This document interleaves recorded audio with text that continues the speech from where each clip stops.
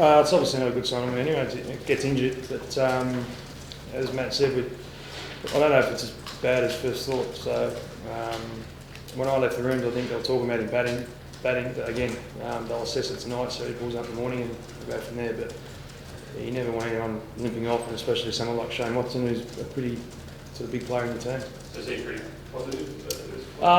He's obviously a little bit disappointed, but again, without knowing the full extent of the injury, he was all right, I guess. But you get disappointed for a little while, and we'll wait and see. As I said, hopefully in the morning get some good news and we'll be right to go. But number 3 must have been targeted after the league. So what happened? I wouldn't say it's slipped away. They fight for 200. We've virtually got them. So we just need to get those wickets as early as we can in the morning, and then bat well. If we bat well, chase. Hopefully something 250 to 300. The wicket time together pretty well, so it might spin a little bit, but the ball's going through nicely. So I think it's pretty evenly poised, to be honest. Ryan, a word on Ian Bellamy. Pretty good again. Yeah, once he gets in that mode, the batting mode he's in, like it was today, it's tough to get him out, and obviously with the nice wicket to bat on.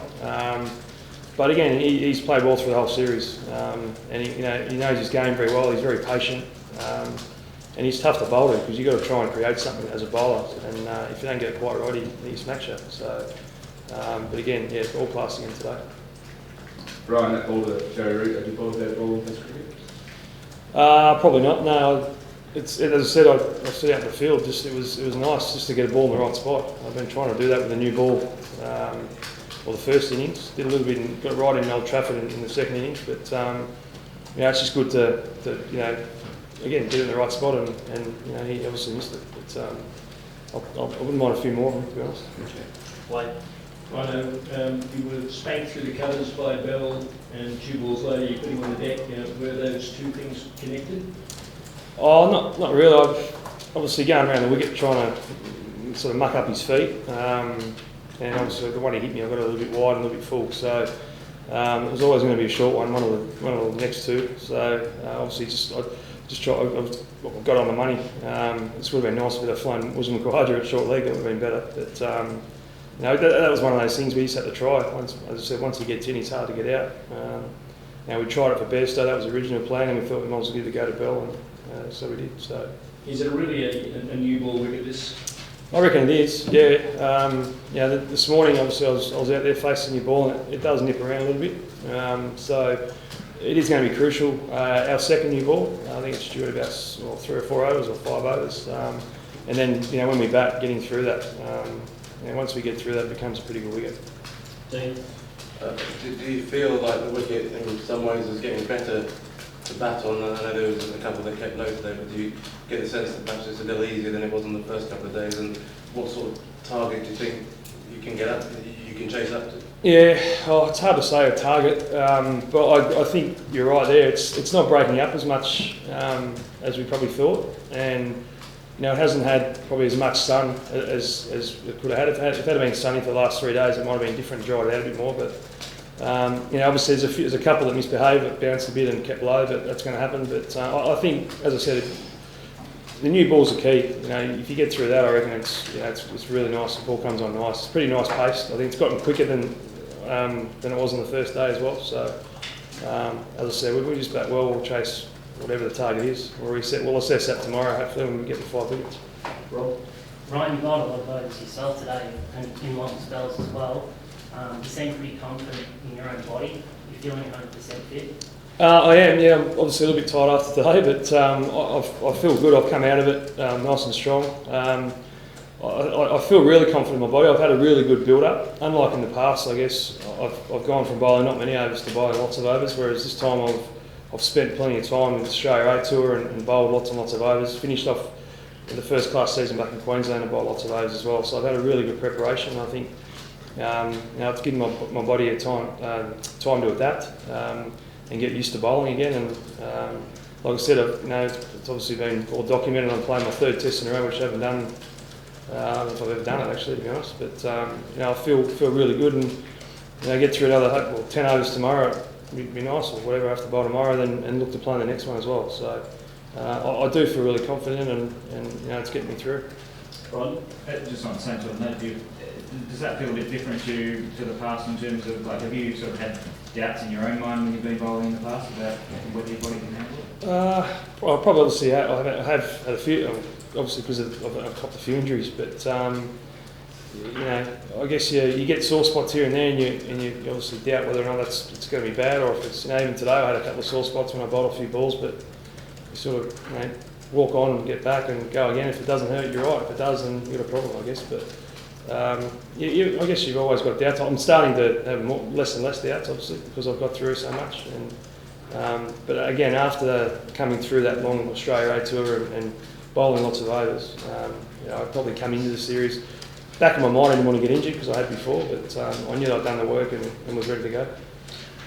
Right, obviously in this series, in the last two Ashes series, you've sort of come up against batsmen who were in the form of lives and Alistair Cook last time, maybe all this time. How frustrating is it this time when you maybe thinking without bells under the Trent Bridge and against the day, you maybe looking at being 200 in the series potentially? Oh, it's hard to say. I mean, you know, they bat well, and they bat well. That's what they do. That's their job, and that's what, you know, our job is to get them out, I guess. And you know, we knew they're world-class players. They're a good side, so we knew that.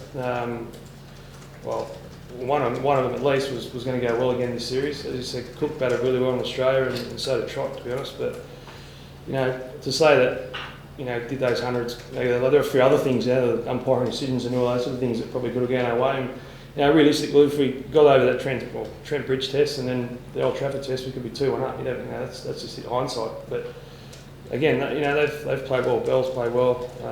You know, we haven't probably given Cook a chance. We bowled pretty well to him, and likewise, you know, Trott and Pearson. So hopefully we can keep it that way, and obviously the same when they come back to Australia. John?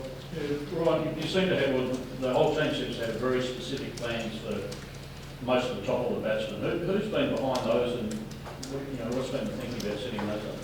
Yeah, obviously, Ali De Winter's there, the bowling coach. He's been really good in you know, getting the plans out. And as a group, we've got a really good group that we talk a lot. You know, obviously Siddle and myself. Sid's played. You know, he's obviously played a lot of cricket. You know, Jackson Bird and Stark. We get on really well. So we sit and talk about our plans. And we knew that all we had to do is just execute the plans that we've had, and we've done that pretty well. And that, simple as that. But Ali and even Darren, you know, we talk a lot about it. You know, using the new ball and getting in the right spots, and you know, we know if we execute it right, that we're going to bowl most sides out. But it's probably, you know, Ali's there doing it, but it's everyone driving it. If everyone's not driving it, then, you know, if you're not on the same sort of page, then you know, you're not going to execute them, I guess. So you know, we've got a really good group, as I said, and we talk about it out in the field and obviously in the change room as well. Are you doing the fielding positions too? You know, things like the 2 mid-wickets, the Trot, and the other things that you yeah, well, obviously talking with Michael.